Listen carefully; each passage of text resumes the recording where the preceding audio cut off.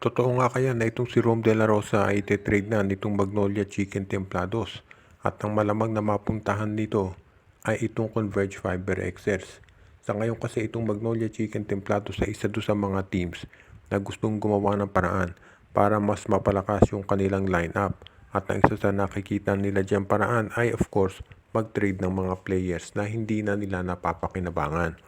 Itong si Rom De La Rosa ay na-limit na yung kanyang effectivity dito sa Magnolia sa opensa dahil nakita natin ang ganda na ng nilalaro nitong si Jerry Kahanmisi.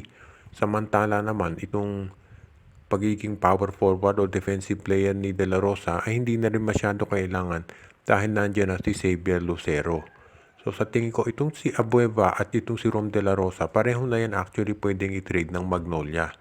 Si Abueva in fairness medyo maganda rin ang nilalaro pero matanda na yan so habang may trade value pwede nang i-trade at ganyan din itong si Rom De La Rosa. Itong Converge Fiber Excess pwede nilang i-trade itong si Brian Santos dito sa Magnolia kapalit ni Rom De La Rosa.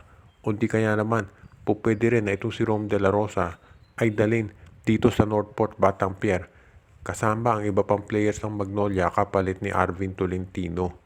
So iyan ang isa doon sa mga posibleng gawin ng Magnolia. Pwede rin na itong si Rom De La Rosa ay dalhin diyan sa Terra Firma Jeep kasama ng iba pang players ng Magnolia kapalit ng isang first round draft pick.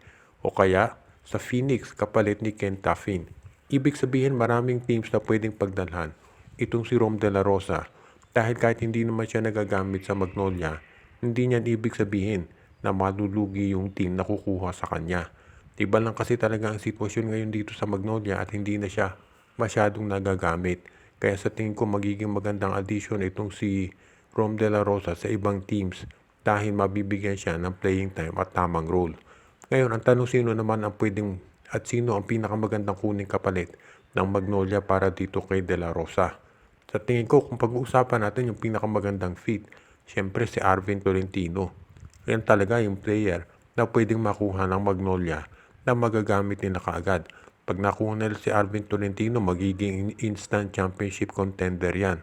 Ang tanong na lamang ngayon ay kung sino ang pwede nilang idagdag. Kasi hindi naman po pwede na Rom De La Rosa for Arvin Tolentino straight up. Siyempre kinakailangan magdagdag ng player ng Magnolia para maaprubahan yung ganyang klaseng trade.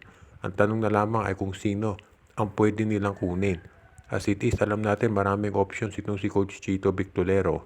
Pero siguro pwede nilang idagdag itong si Joseph Eriobo kasamahan pa nila ng first round pick o kung kinakailangan pati second round pick para makuha itong si Arvin Tolentino. Ngayon, meron din namang ibang options dyan. Kung ayaw magbigay ng Magnolia ng ganong karaming mga players sa draft picks, pwede ang kunin nila itong si Kenneth Taffin mula dito sa Phoenix Fuel Masters.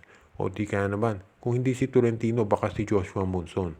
Dito sa Converge Fiber Access, marami rin silang pwedeng makuha dyan. Kaya sa tingin ko, itong Magnolia Chicken Templados, maraming pwedeng gawin dito kay Rom De La Rosa at hindi magiging problema yung paggamit niya sa isang trade. Maraming mga teams ang may kakagusto dito kaya sa tingin ko itong Magnolia magiging maganda para sa kanila na i-trade na ito talaga. Kaya ngayon, ang i-consider natin bukod dito kay Arvin Tolentino at dito kay Joshua Monson ay yung iba pang mga wingmen dito sa PBA na magagamit nitong Magnolia. Kaya yan ang aabangan natin ngayon dito sa Magnolia Chicken Templados kung sakasakali nga na maituloy nila ang pag-trade dito kay Rom De La Rosa.